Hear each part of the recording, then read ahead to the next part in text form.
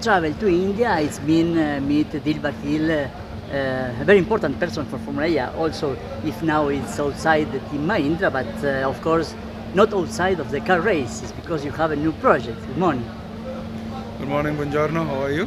Very well, and nice to meet you here. And of course, very curious to know more about this car, this very nice car that I see here in the rear, in the behind of the pit lane. Well, after coming to motorsports and spending 8 years with Mahindra Racing and going around the world, what I realized was there should be other opportunities for motorsports also. So what we are creating is a junior electric series for talent, for drivers, engineers, etc. So we're just going to be demonstrating a car today and then hoping to start racing next year. It's going to be regional racing at around like an F4, F3 sort of level, if you can call it, in terms of it. But the unique thing is that we'll have two different power levels in the same car. So that's going to be unique. So we're just going to make one car which will be in two different categories of racing. It's going to be called the ACE Championship. I'm the CEO of the ACE Championship. But along this, the entry level will be called the ACE Challenger Series, and then the higher level will be called the ACE Championship. We will start putting out some news over the next few weeks in terms of what's happening, but it looks to be very exciting because we're already at the level of what a Gen 2 car was, and I think what we're trying to do is to show today a new digital racing car. And it's very interesting also to see that this car is equipped with the spoilers and wings that was not in Formula E. Yes, we just want to make the car a bit different because our basic thing was to try and make it daring, different and digital. So we're going to have a lot of lights in this car, and you might be wondering why are there so many different LED lights. We want to tell a story through information. So for example, the wheels have LEDs, so when you're accelerating it could be green, when you're regenning the wheel will go red, if you're coasting, and then if it's like if you're leader of the race like what you do in Tour de France, you can have a yellow light. If you're just on the fastest lap, it'll go to purple. If you're doing the fastest sector, it could go on. So there's a lot of different storytelling we want to use through digital.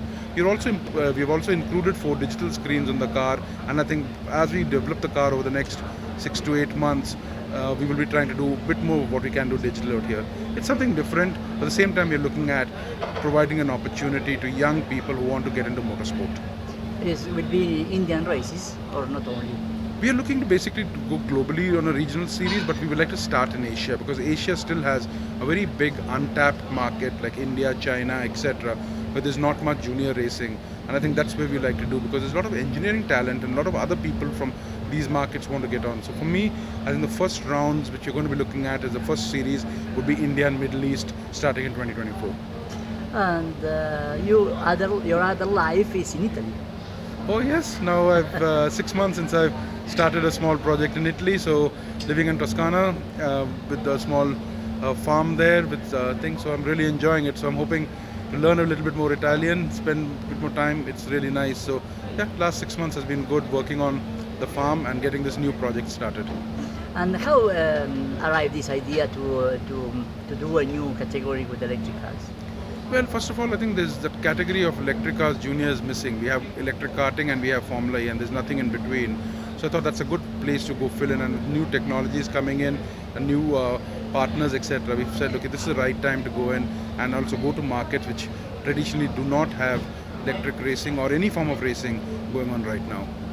You can tell me something more about the technical things of the car?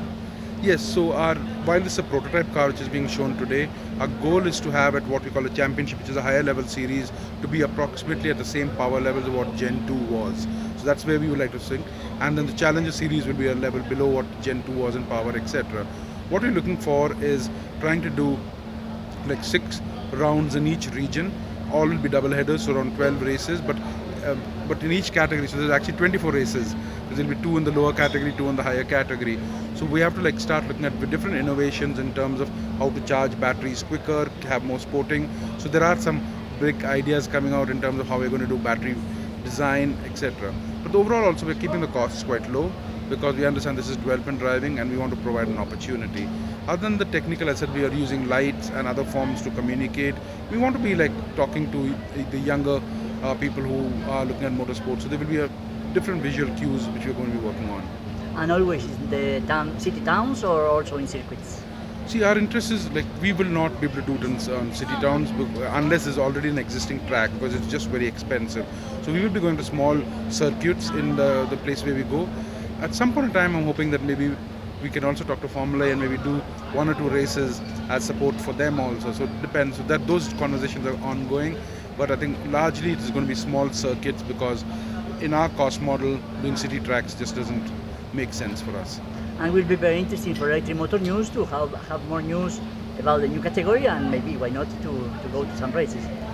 We would look forward to that, to have electric motor news join us in this journey. You've already been a part of my life for the last 8 years, so I'm hoping in the next journey also there, and it will always be open to the readers and the fans of electric motor news, whatever we can do in our news championship. Thank you for your support, everyone. We look forward to sharing more news with you. I really appreciate all the support you've given us. Thank you. Thank you very much.